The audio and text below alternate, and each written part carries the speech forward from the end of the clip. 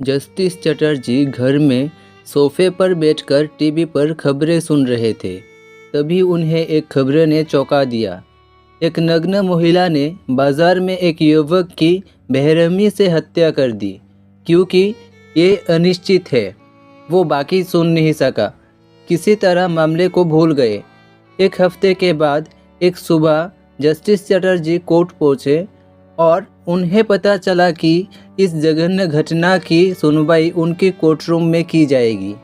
11 बजे कोर्ट की कार्रवाई शुरू हुई। कांड संख्या 320।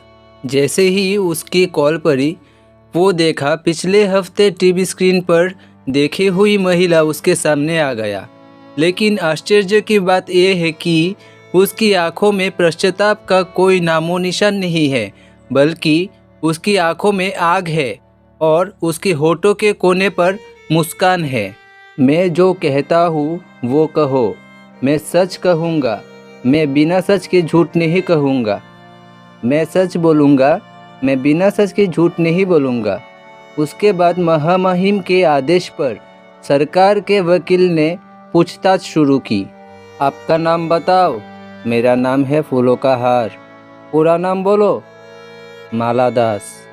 आप क्या करते हो? मैं कितनी बार ऐसे सवाल का जवाब दूंगा? तुमने मुझे क्या पाया? कहने की ज़रूरत नहीं है कि इस हफ्ते माला सवालों से घिर गए हैं। सरकार के वकील ने थोड़ा नाराज़ होते हुए कहा, हर बार जब कोई सवाल पूछा जाता है तो आप जवाब देने के लिए बाध्य होते हैं, समझे? भाषण खत्म होने से पहले ही चारों ओर भनभनाहट शुरू हो गए। आदेश, आदेश। सवाल जवाब का दौर फिर शुरू होता है। आप क्या करते हो? मैं लोगों के घर में काम करता हूँ। आप कितने सालों से घर पर काम कर रहे हो? 3 साल हो गए। आपकी शिकायत वास्तव में क्या थी?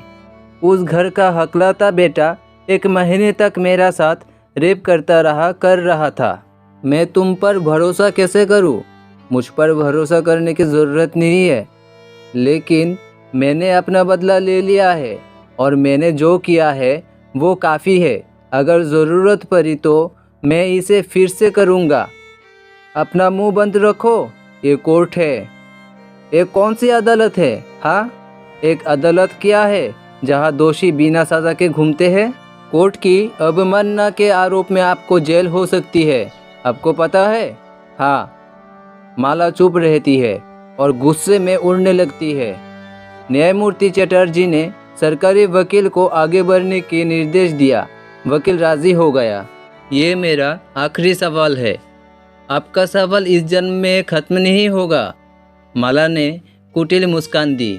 वकील ने खुद को नियंत्रित करने की कोशिश करते हुए पूछा, अदालत को बताओ कि वास्तव में क्या हुआ था। मैं उस घर में पिछले 3 साल से काम कर रहा हूँ। दादा दादी दोनों बहुत अच्छे लोग हैं। कोई दिक्कत नहीं थी।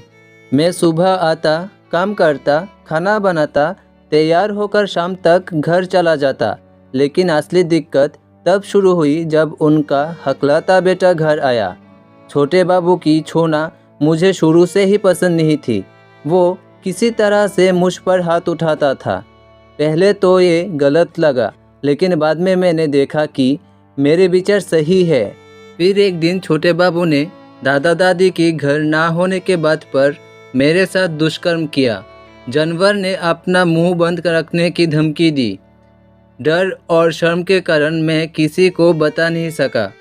दिन पर दिन अत्याचार की मात्रा बढ़ती गई। दिन रात योनि से खून बहता, चोट लगती और दर्द होता। उसके बाद मैं अपने दादा दादी को बताने के लिए एक दिन भी नहीं रह सका और उनका असली रूप सामने आ गया। पैसा लेकर अपना मुंह बंद करना चाहता है? दादाजी कहते हैं, ये तुम्हारी शरीर की कारण है कि मेरे बेटे ने तुम्हें देखा। तुम्हारे 2 बड़े स्तन, पतली कमर, ये लड़कों को आकर्षित करने के लिए ड्रग्स है। और तुम्हें इतनी परेशानी है कि मेरा लड़का तुम्हें प्यार करता था। अरे भाग्य ने आपका साथ दिया है। मेरी बहुत कहने पर भी उन्होंने मेरी बात नहीं मानी। फिर जब मैंने कहा कि पुलिस के पास जाऊंगी, तो उस जानवर की दोस्त पुलिस वाले को घर पर बुलाया और फिर से मेरा रेप किया। जब उसने मेरे योनि को छुआ तो मेरी योनि गली थी, इसलिए इसे नहीं कहा जा सकता बलात्कार। उस रात उस पुलिस वाले और उस जानवर ने मिलकर मेरा बलात्कार किया। मैं दर्द से बेहोश हो गया। अगली सुबह जब मुझे होश आया तो मैं फर्श पर पूरी तरह नंगा था और जानवर बिस्तर पर था। मुझे पता था कि शिकायत करने का कोई मतलब नहीं है, इसलिए मैंने सबके सामने उसका लिंक काट दिया और मैंने जो किया अच्छा किया है। मुझे जो सज़ा दोगे मंजूर है। जस्टिस चटर्जी समझ नहीं पा रहे थे कि क्या कहे। पूरी अदालत पिन ड्रॉप साइलेंट है। उनकी यही इच्छा थी कि ऐसे विरोध करने वाली महिलाएं हर घर में रहे।